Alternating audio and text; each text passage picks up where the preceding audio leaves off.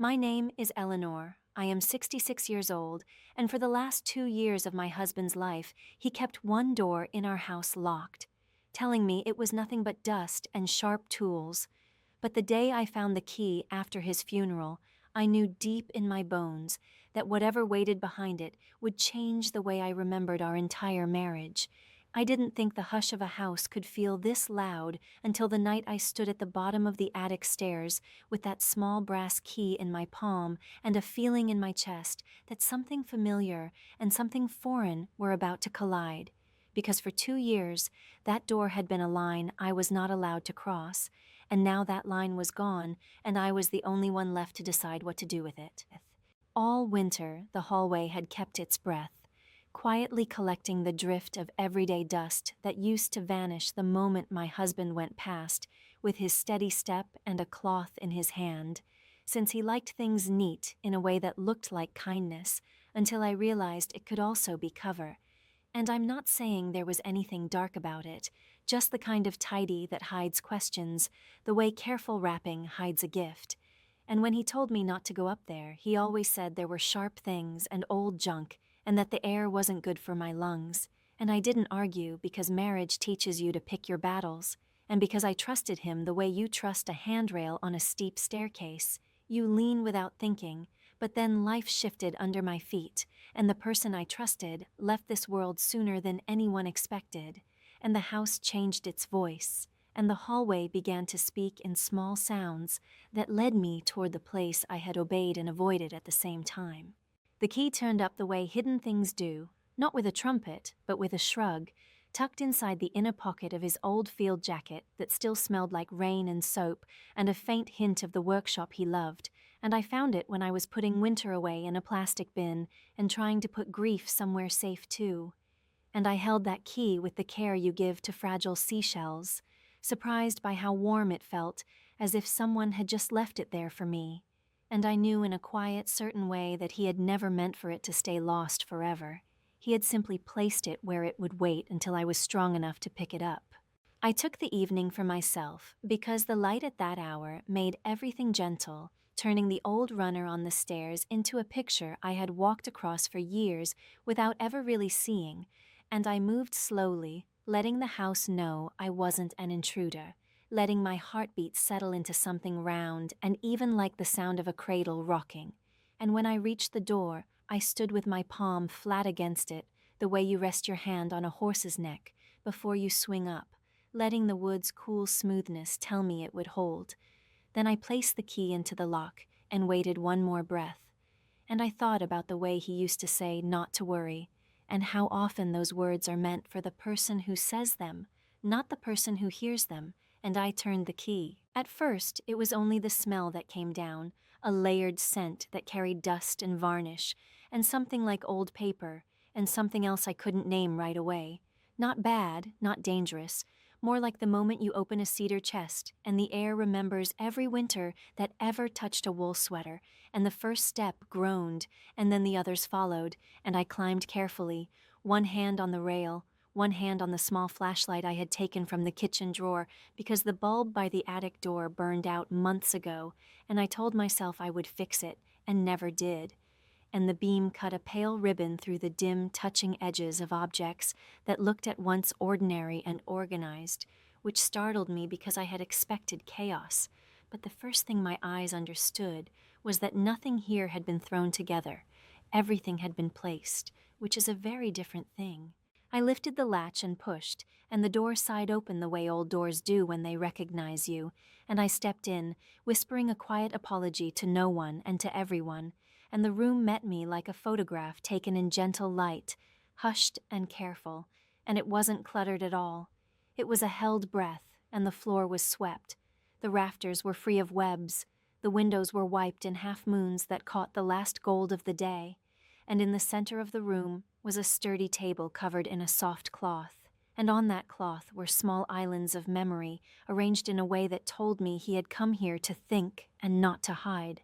And this realization rose in my throat so quickly that I had to press my fingers there to keep it from breaking me. There were albums, but not the heavy kind, More like slim binders with corners protected by those little black photo tabs people used to use when things were slower, and beside them was a wooden box I recognized from years ago when it had lived in our living room until one day it didn't. A handsome box with a dovetail edge and a lid that sat flush and a small brass lock that matched the color of the key in my other hand,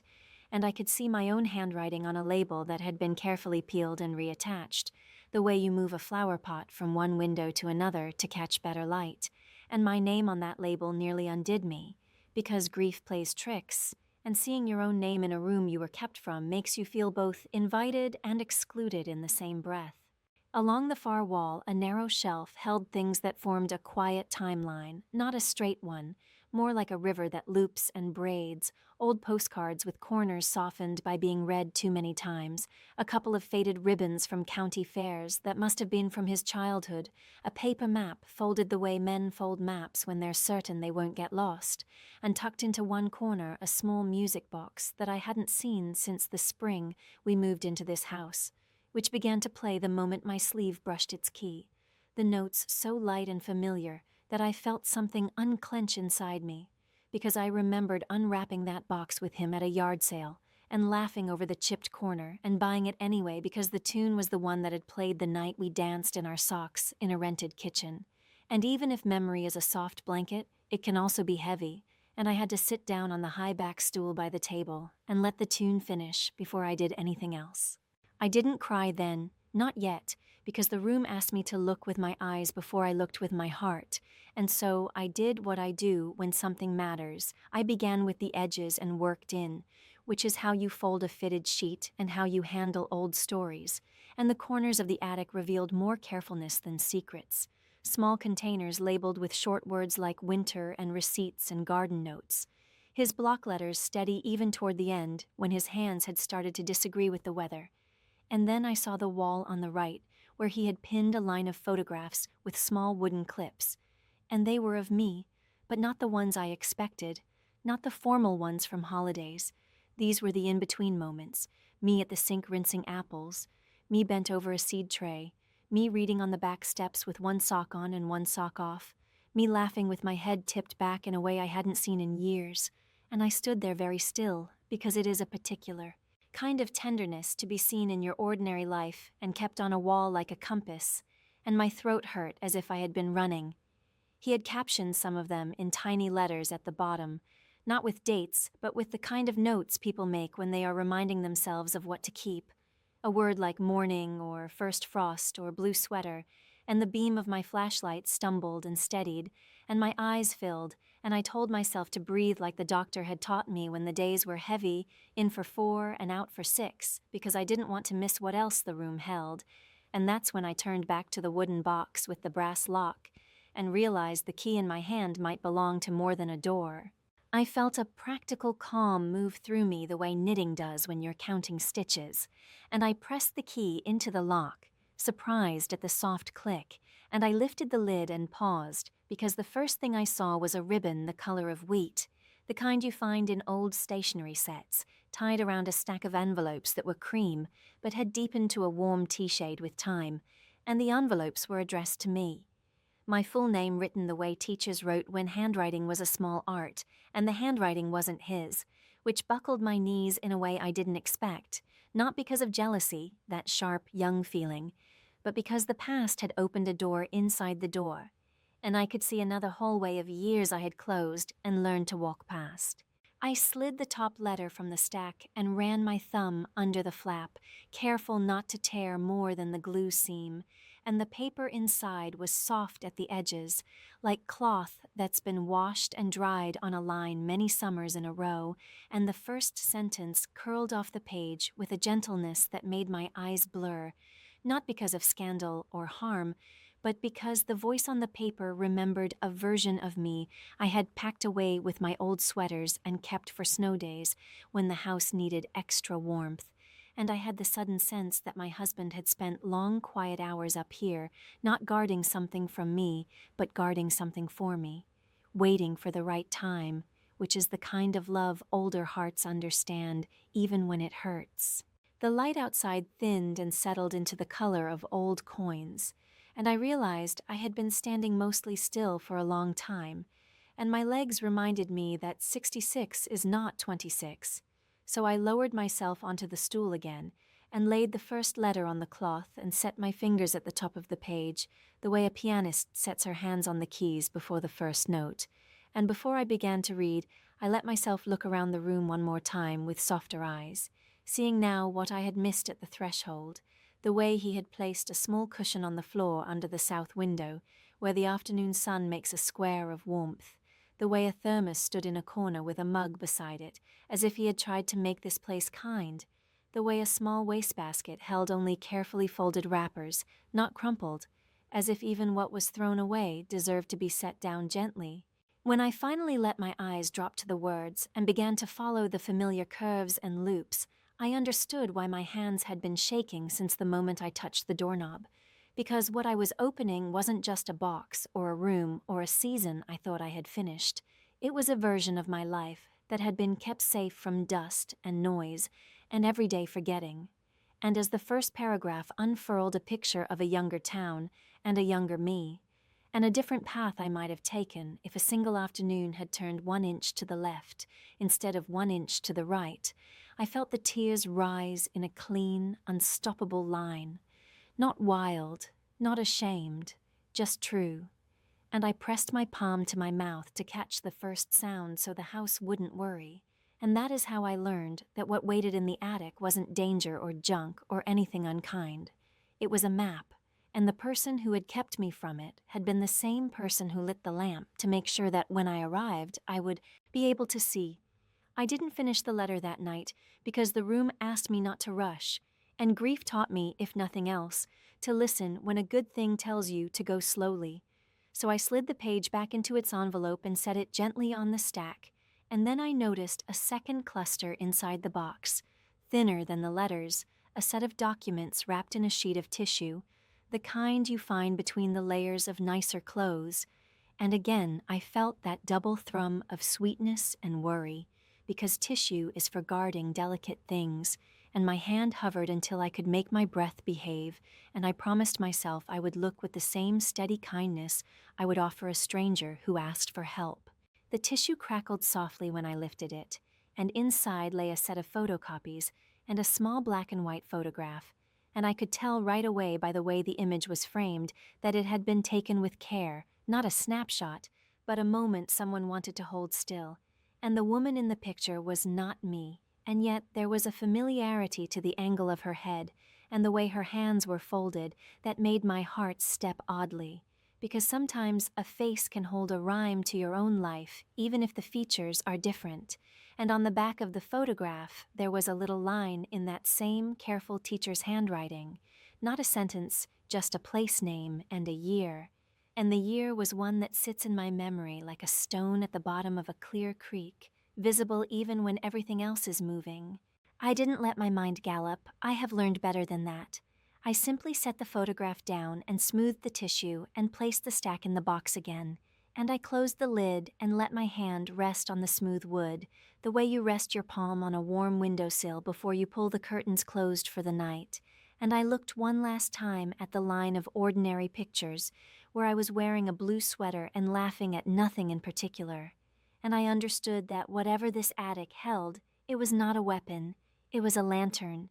And the only way through the kind of darkness that comes after loss is one small circle of light at a time. When I finally backed toward the door and pulled it softly into place and turned the key and slid it into my pocket, I knew I would return tomorrow with fresh eyes and stronger tea and my reading glasses, because the story inside that box had waited long enough. And I had too, and as I stepped down each stair with care, I let myself cry in a quiet, even way that didn't scare me, because the truth was already working like clean air in a musty room, opening space where there had been none, and I knew the next page would not simply tell me about the past, it would point toward a path I hadn't expected to walk, and I was ready to follow it, wherever it led. And that is how the first night ended, not with answers, but with the understanding that the door I had been kept from was never meant to shut me out, only to hold a chapter until the time was right, and that time, whether I liked it or not, had finally, unmistakably, arrived. The next morning, the house felt different in a way that was almost impossible to name, as if the walls themselves were aware that I had crossed a boundary that had been waiting for years, and the air carried that expectant stillness that comes just before a summer storm, when the light sharpens and every sound seems to stand still. And I moved through the kitchen with the slow purpose of someone gathering their courage in small pieces, making tea I barely tasted and keeping my eyes away from the ceiling, even though I knew that the real reason my heart felt heavier and lighter at the same time was resting quietly above my head. I had not slept much, not because of fear, but because my mind kept tracing the photographs on that wall, the way his hands must have chosen each one, the quiet hours he must have spent arranging them, and I kept returning to the feel of that ribbon in my hand, the stack of letters tied as though time itself could be kept from fraying if you just knotted it gently enough. And though I had told myself I would read only one each day,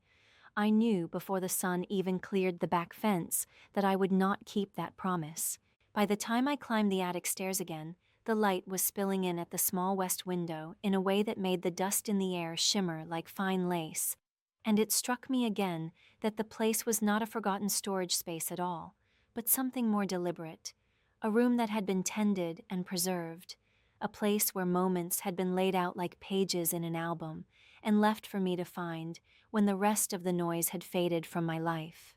I moved to the table and opened the box with a slow hand, feeling the weight of it settle into my palm like a living thing, and I lifted the stack of letters from their place on the soft cloth, noticing this time that beneath them lay something else wrapped in another layer of tissue, and even though curiosity tugged at me, I set it aside because I felt the letters asking to be read first. The first envelope slid free as if it had been waiting for my fingers all along, the paper warm from the room, and when I unfolded it, I was met with words that carried me instantly back to a time I had half forgotten.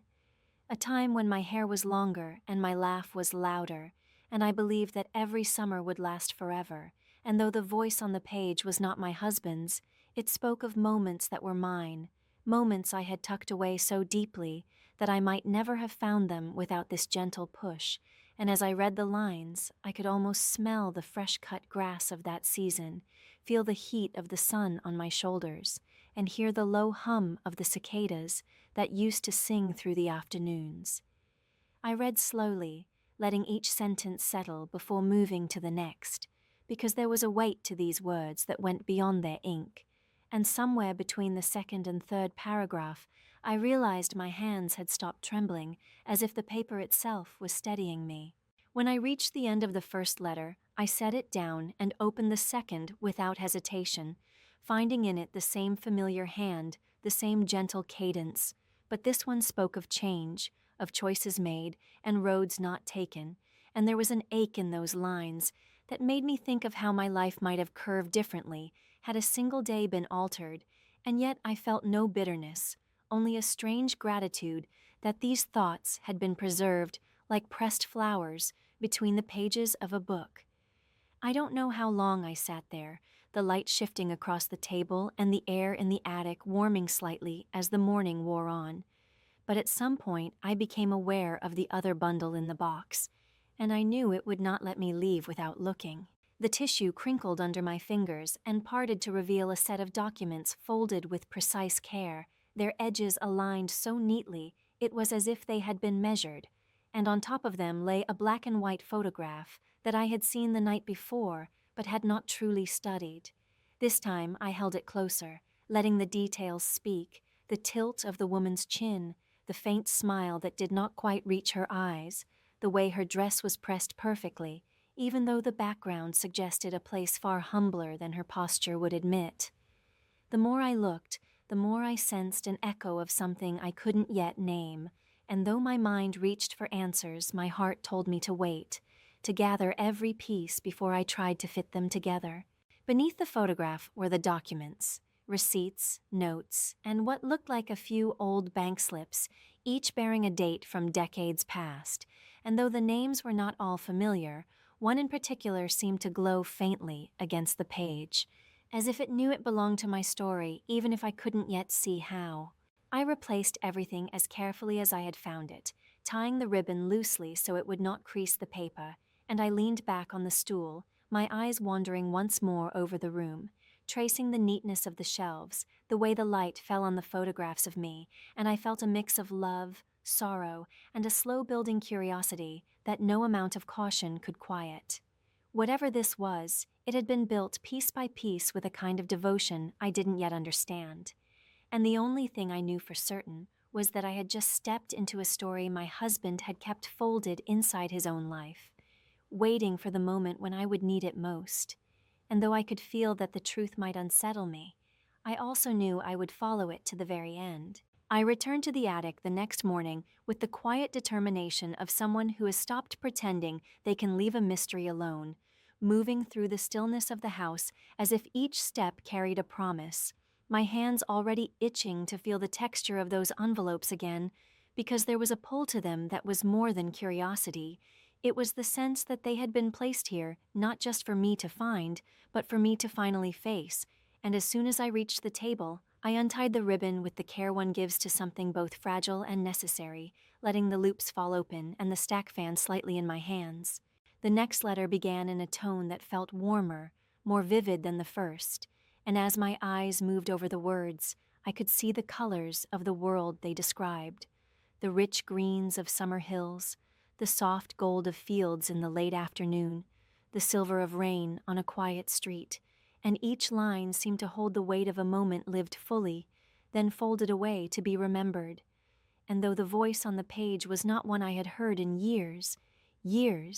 it carried the unmistakable familiarity of someone who had once known the rhythm of my days and the turn of my thoughts in a way few people ever do. I read slowly, letting the sentences wrap around me like a shawl, warm but heavy, and the further I went, the more I sensed that these letters had not simply been saved. They had been guarded, as if the person who placed them here wanted to ensure they would not be lost to time or chance, and that care began to feel deliberate, even protective. The third letter was different. There was a tension in it, a subtle shift in tone, as if the writer was speaking across a widening distance, trying to hold on to something that was slipping away, and I felt a small ache deep in my chest, the ache of choices made and paths set in motion, the ache of watching a door close even as you reach for the handle. There were names mentioned now, some I recognized, others unfamiliar, but one appeared again and again, a name that stirred something half buried in my memory, a faint echo from a story my husband had once brushed past without giving detail, and the more I saw it, the more it began to anchor itself in my mind. Beneath the letters, tucked flat against the bottom of the box, I found another small bundle, this one not tied, but simply resting under the weight of the paper above it, and inside were photographs that felt at once near and far, images of places I had never been, but that carried an air of familiarity, as if I might have seen them through someone else's eyes long ago. In several of them there was a woman, the same woman from the black and white picture, though here she was younger, smiling in a way that seemed both open and guarded, standing in front of buildings that looked worn but cared for, the kind of places that hold more history than their walls can tell. And in two of the photographs she was not alone. There was a child, perhaps 5 or 6, with a quick, bright smile and eyes that seemed to catch the light in a way that made my breath pause, because there was something in that expression, something in the angle of the brow and the curve of the cheek, that felt as though it belonged to a story I had not yet been told, and I felt a faint tremor in my hands as I set the images down. I tried to think logically, to tell myself these could be friends, distant relatives, people who had passed through my husband's life in ways that mattered to him, but did not touch mine, yet the careful preservation of their images here, among my own pictures and my own letters, told me there was more, and the quiet weight of that more settled over me like a low cloud. I placed everything back as it had been, smoothing the cloth over the box, but my mind would not still, turning over the letters, the names, the faces, until it landed on the one thing that felt certain. These pieces belonged to a larger pattern, and my husband had kept them not because they were random keepsakes, but because they were part of a truth he had chosen to carry alone. As I closed the attic door behind me and slid the key into my pocket, the house felt different again, less like a quiet companion, and more like a keeper of secrets. Each creak of the floorboard and sigh of the walls, a reminder that somewhere within its frame, a part of my life had been folded away like these letters, waiting for me to be ready to read the whole of it, and I knew with a deep, unshakable certainty that I would not rest until I had traced each name, each face, each place to its end, no matter where it led. The next days moved around me in a haze of lists, phone calls, and quiet searches, each step feeling like the turning of a page in a book I had owned my whole life but never opened, and with every new note I scribbled on a slip of paper or tucked into the pocket of my cardigan, the shape of something larger began to emerge, not yet clear, but insistent enough to keep me from ignoring it. I started with the name that had appeared again and again in the letters, running it through the kind of public records you can access from home, but the trail was thin and scattered, a mention in an old community newsletter, a reference in an outdated directory, the faint outline of a life lived far from my own, and yet every time the name appeared, I felt that same small pull in my chest, the pull that told me I was looking in the right place, even if I didn't yet know why. It was a small note in the corner of one of the photographs that gave me my next direction, a place I had never visited, a town 2 hours from here that sat quietly by a river, the kind of place you pass through on your way somewhere else without realizing it holds 1,000 stories you will never know. I decided I would go there, not because I thought the answer would be waiting like a neatly wrapped package, but because I needed to stand where those photographs had been taken, to see if the air there carried the same weight I felt in the attic. The morning I left, the sky was the pale color of washed linen, and the road stretched ahead of me in a long, steady line, my hands loose on the wheel, but my heart steady in its rhythm, knowing that whatever I found would be a piece of the truth my husband had left me to assemble. When I arrived, the streets were quiet, the storefronts lined with hand-painted signs, the river moving slowly behind the buildings as if it had nowhere urgent to be, and I walked without a clear plan, letting instinct guide me the way you follow a familiar scent through an unfamiliar house. It was in the window of a small antique shop that I saw her, the woman from the more recent photographs, older now, her hair silvered and her posture softer, standing behind a counter arranging a row of porcelain cups, and in that moment my breath caught, because seeing her in motion, seeing the small, precise way she moved her hands, confirmed what the photographs had only suggested. She was real, she was here, and she was part of this. I stepped inside and for a long moment simply let my eyes adjust to the dim, the air thick with the scent of old wood and polished brass, the quiet tick of a clock on the wall, and I realized my pulse had begun to race in a way that made my fingertips tingle, because I understood that whatever she might tell me could change not only what I knew about my husband, but what I knew about myself. I moved closer, ready to speak, when a sudden shift in the air behind me made me glance back, and I saw a tall stack of framed mirrors leaning against the wall begin to tilt, the motion slow at first, then gathering speed, the top edge catching the light as it swung forward directly toward the spot where I stood. My body reacted before my mind did. I stepped back sharply, the frames missing me by inches as they crashed to the floor in a spill of glass and wood, the sound breaking the stillness like a bell struck too hard. For a heartbeat, everything froze, the dust rising in a shimmering cloud, my chest tight with the realization of how close it had been, the sharp tang of adrenaline cutting through the antique-scented air. And then the woman was there, her hands light but steady on my arm, her eyes searching my face with concern. I nodded once to let her know I was fine, and she gave a small, relieved sigh before turning to help the man from the back gather the fallen pieces. It was only then, as I stood there catching my breath, that I noticed one of the frames had split in such a way that the backing was exposed, revealing the edge of a photograph tucked inside, not visible before, the corner of a black and white image with handwriting that looked painfully familiar. I crouched down, my fingers brushing the torn paper, and though I didn't pull it free, I didn't need to. The few visible words were enough to send a shiver through me, because they matched the handwriting from the envelopes in my attic, and I understood that this moment, this near accident, had handed me the proof that I was not chasing shadows, that the threads I had been following were real and connected, and that the woman who had just steadied me had almost certainly known my husband in a way I had yet to uncover. When I left the shop, the river's slow murmur followed me down the street, the glassy surface reflecting the pale afternoon sky, and I felt the weight of what had almost happened lift just enough for me to breathe fully again, though the echo of it stayed in my chest like the fading roll of distant thunder.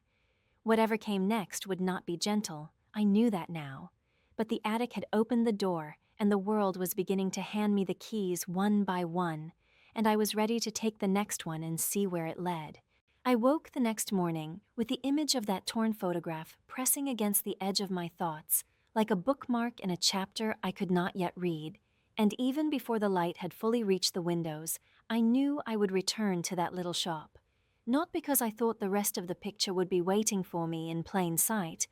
but because I felt certain that the woman who had steadied me in that moment of falling glass carried a piece of the truth I had been chasing since the first turn of the attic key. The air was cool and damp as I walked through the town again, the kind of morning that smells faintly of river water and fresh bread, and with each step I rehearsed what I might ask her, though I knew the real conversation would take its own shape, the way rivers carve their banks without asking permission. When I entered, the shop was quieter than before, the light from the front windows laying soft squares on the worn wooden floor, and she was there again, arranging a set of small glass jars on a shelf with the same deliberate care I had seen in my husband's way of folding maps, and I realized that part of what unsettled me was the familiar rhythm in her movements, as if I were watching an echo of someone I had known for decades. She looked up, recognition passing through her eyes like the shadow of a bird over water, and without a word she stepped aside from her work, as if making space for what she knew was coming. I moved toward the counter, my eyes scanning the walls, taking in the framed photographs and bits of memorabilia that seemed to grow out of the shop itself, and I saw now that much of it was older than I had first thought, objects that had been cared for not to sell, but to keep, the way you keep a letter long after the ink has faded. She reached under the counter and set down a small tin box, the lid scratched from years of use, and when she slid it toward me, the movement was so natural it felt rehearsed, as though she had known since yesterday that I would be back. Inside were more photographs, not many, but each one chosen carefully, and as I sifted through them, I saw the same faces from my attic, the same woman in her younger years, the same child, though here the images felt warmer, more candid, as if they had been taken not to document, but to remember. It was the last photograph that held me, the boy, now older, standing at the edge of a small pier, the water behind him rippling with sunlight, his smile calm and steady, and though I had never met him, I felt a strange pull in my chest, as if some part of me recognized him without the benefit of memory. I turned the photograph over, and there it was again, that same careful handwriting, the letters flowing with a steadiness that seemed untouched by time, and though the words were simple, a place name, a date, they carried the weight of a thread that ran directly from the attic to this moment. The woman watched me without pressing, her expression steady but not cold, and in that silence I began to understand that she was not here to deny me or to turn me away, but to measure whether I was ready for what she knew. Slowly, she reached for a folded envelope resting beside the box, its paper softened at the edges, and set it beside the photographs. I could see at once that it matched the style of the ones I had found upstairs, the same shade, the same feel, and when I lifted it, my hands steadied in that same unexpected way they had the first time I touched the letters, as though the paper itself was giving me the strength to face whatever came next. She spoke only briefly, her words low and even, and though I could not repeat them exactly, their meaning settled into me like a stone into deep water. My husband had been more than the man I had shared my home and my years with. He had carried another life alongside ours, a life built on a promise he had made long before we met, a promise that had bound him to this town, to this woman, and to the boy who had grown up under her care. Yet even as she told me this, she made it clear there was more, something that could not be spoken quickly or lightly, something I would need to hear in the place where it had begun. When I left the shop, the afternoon light was sharp and clear, the river brighter than I had ever seen it, and though my mind was filled with questions, I felt the shape of the path ahead settle into place. Tomorrow I would go to that place she had named, and there I would find the rest of the truth my husband had kept folded between the pages of our life. As I walked back to my car, I realized my heart no longer felt the heaviness of grief alone. It carried something else now, a strange, steady anticipation, the sense that the last page was waiting for me, and that when I turned it, everything I thought I knew would shift. The road to the place she had named wound through open fields and narrow bends where the trees leaned close enough to touch, and with each mile the weight in my chest shifted from apprehension to something closer to resolve, because I knew that whatever waited there would not be a fragment anymore, but the whole of a story that had been carried in pieces for far too long. The address she had given me led to a modest house set back from the road, its porch lined with planters spilling over with green, the boards weathered but solid, and as I stepped onto them I felt the air change, as though the years between my husband's first visit here and my own arrival were collapsing into a single moment. A young man answered the door, not quite 30, his features instantly pulling at something inside me, not because they matched my husband's exactly, but because there was a resemblance in the eyes, a way they held you for a moment longer than you expected, and when he invited me inside with a quiet, steady gesture, I followed him into a room filled with photographs, books, and the kind of simple, enduring furniture that seems to outlast every season. On a table near the window lay a stack of papers beside a small wooden box, and without being told, I knew that these were meant for me. He explained in measured tones that my husband had been a constant presence in his life, not as a father in the open sense, but as a man who had promised his own father, long gone, that he would look after this boy and his mother, making sure they never fell into the kind of hardship that can strip dignity away. Every month without fail, my husband had come here or sent something, money, letters, supplies, and yet he had asked them to keep it quiet, not because it was shameful, but because he believed some acts of loyalty should live in silence. It was this version of the story that struck me first, the kind that recasts a man's secrecy not as betrayal, but as devotion, and for a moment I felt a swell of bittersweet pride that I had shared my life with someone who could carry such a promise so steadfastly. But as I leafed through the papers in the stack, my fingers caught on something that did not match the rest. A set of legal documents transferring ownership of a small property, dated only weeks before my husband's death, and naming me as the sole recipient. The address was in this same town, and when I asked where it was, the young man's eyes softened with recognition.